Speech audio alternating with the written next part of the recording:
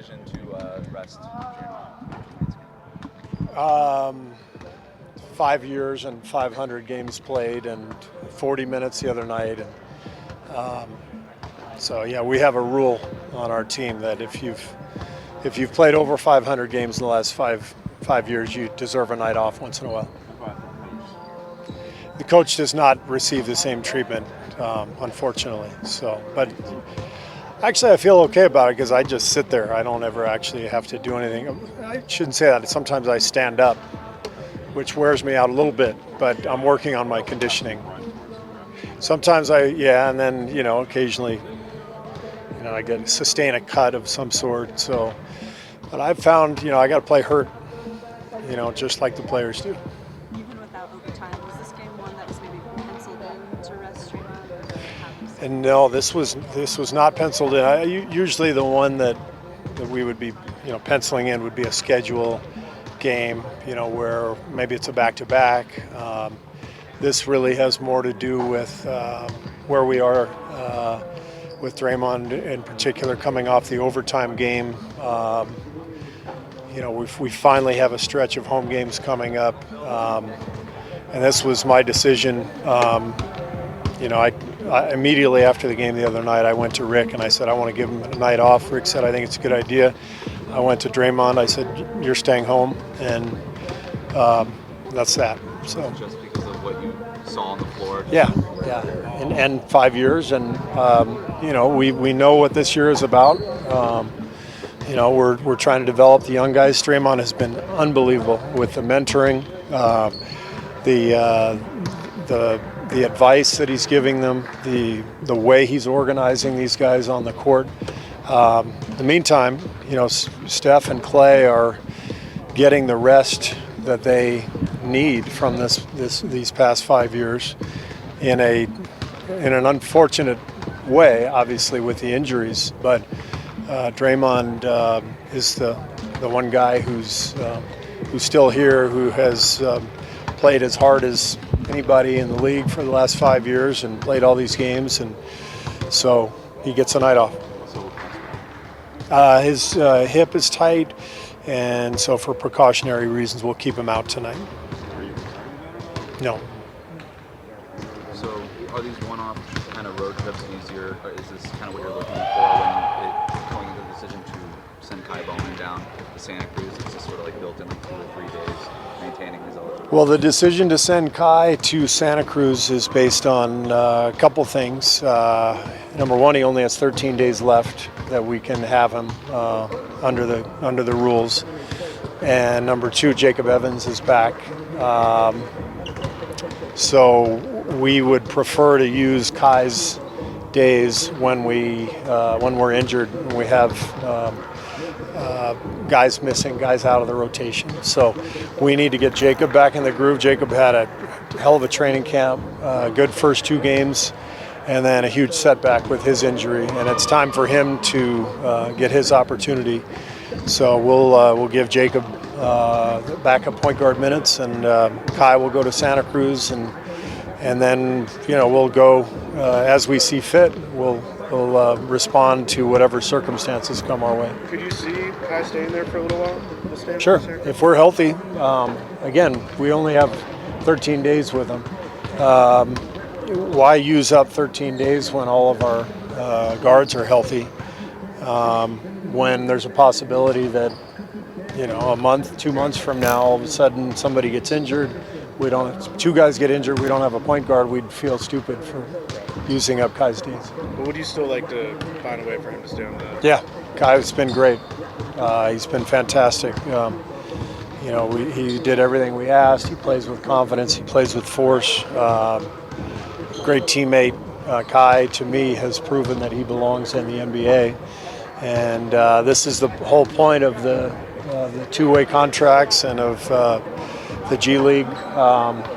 Guys get a chance to develop, and he's done everything really, really well, and we're excited about him, and hopefully he's part of our future.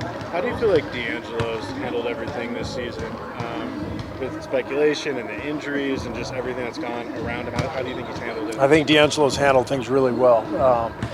you always try to put yourself in someone else's shoes, and I'm sure people look at it and say, well, he signed a big contract, that's all that matters. But money doesn't buy peace of mind. It doesn't buy a sense of belonging, a sense of, all right, this is my team. And excuse me. And if there's speculation that you're going to be traded all the time, I don't care how much money you make, I don't care who you are, that's tough. That's no fun to deal with. And so this season has been nowhere close to what D'Angelo thought it would be when he signed with us. There's no Steph. We're struggling to win games. He's had his own injuries, and we're throwing all kinds of different lineups out there based on the other injuries that we've faced. And so given all that, I think he's played really well, and he's been a great teammate, and he's doing everything he needs to do to solidify his position here. But this is the NBA, and we never know what's coming, what's happening. So it's a difficult position to be in general. But for him in particular, it's a strange set of circumstances, and he's handling it really well. Paschall's on the trip. He's hurt. He's not going to play tonight. Draymond is not going to play tonight, but he's not on the trip. What goes into thinking those two sets of circumstances? 5 years, 500 games. Draymond stays home, gets some rest.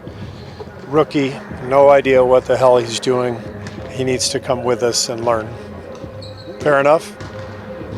Damn, I got you, didn't I?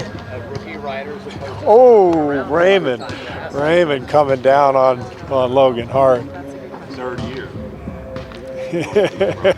He's not mentoring you like Draymond mentors Eric. That's the difference. It's the personal touch, that's lacking from Raymond. Going back to D'Angelo for a moment, how do you see him balancing the demands on the court? So being the point guard, what he needs to do on offense, also playing defense, and maybe being in a position where he needs to be the leading scorer on defense too. Well, it's all part of figuring out a young team and putting the pieces together. And early in the year, Draymond was injured, and D'Lo was injured, so the two of them haven't played together that much, and that's really the key dynamic on our team right now. If they're both healthy, then they're each going to handle the ball quite a bit. So they have to share the ball handling responsibilities and learn how to play off of each other. And I thought they did a really good job of that in the New York game. Draymond had a triple-double. D'Angelo had 12 assists. D'Angelo had 32 points. So when we're healthy, that's something that we will continue to look at. But D'Angelo, to me, is a combo guard. He can play either spot. Draymond is best suited with this group to handle the ball quite a bit and play point. And so I like those two guys working together.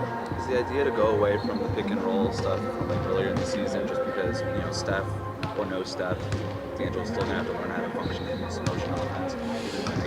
We're just trying to find the most efficient way to play, and we had some games early in the season where the pick and roll stuff was really effective, and the last couple weeks it hasn't been as effective, so we've gone to some other stuff. And again, it's just we've had so many different lineups and different people in and out. We're just trying to be able to function and teach at the same time and help these guys develop.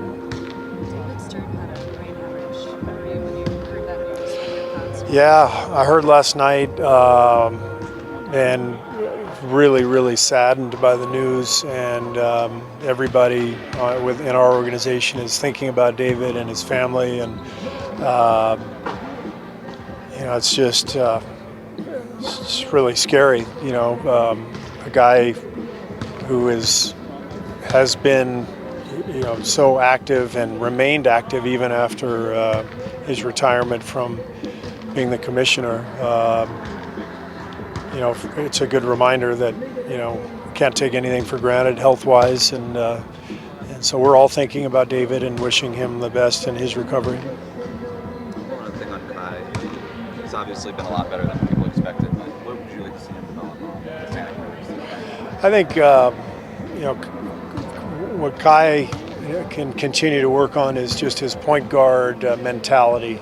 He's in college, he was really a scoring one, and in the NBA, I think his position right now is backup point guard, which he did a great job of with us, especially picking up the ball full court, being a pest defensively. That's critical as a backup point. And but offensively, he's got a really aggressive mindset, which I like, but there are still circumstances and situations where he needs to think more pass and more strategic rather than just score. And so these are some of the things that he'll be working on there. Been on a few teams in a short period of time. Is Golden State starting to kind of feel like a place that you'd like to be long term, or a place you could see yourself long term? Yeah, I like it here. It's a great culture, great players, great coaching staff. I would love to, but you never know in this league. You never know. You kind of being in the league as long as you have you kind of gotten accustomed to the business side of things and all that goes into those decisions? I think last year I did. I was in Utah for 8 years, so until last year I never got traded. So I really understood it last year. This looks like a friendly place for you when you're in here greeting people before the team. It seems like it's a good-natured feel for you. What is it like? Like I said, I've been here 8 years, so I built real relationships with everybody in the arena, not just the players and the people that work for the team, like people that work for the arena, the people that work for the Miller family that own the Jazz in this building, real relationships, and they show me love, I show them love back. Before you were a member of the Warriors, what did you think you knew about the Warriors culture, and what have you discovered about the culture now that you're a part of it? I just knew it was a championship oriented, because they was winning so much, and I could see how Steve coached them, from afar, and the players they had, the way they work. And now I'm a part of it. I just see how everything's laid back. They work hard. They go about their business, and they have fun doing it, which I like. What is Steve's approach to things? How does he maybe look different? I think he's laid back, but he will be fiery if he has to be. And I like that. A great basketball mind. Great coach. He teaches something new every day. Do you strive to build those relationships like you had in Utah, just because it kind of helps with the day-to-day grind of the season? I'm just like to get to know who I'm working with. That's all. And you build that just being on the road with everybody, seeing everybody every day. That just comes organically. What is your favorite restaurant in your area? I'm a chain restaurant type guy. I like Benihana's is here. But some great local restaurants that everybody should check out. Red Iguana? You've been to I don't know which one. Been to Red Iguana? Yeah, I've been there. Red Iguana, Blue Iguana. I've been everywhere. Man. I was there 8 years. I've been everywhere. Yeah, I've been everywhere.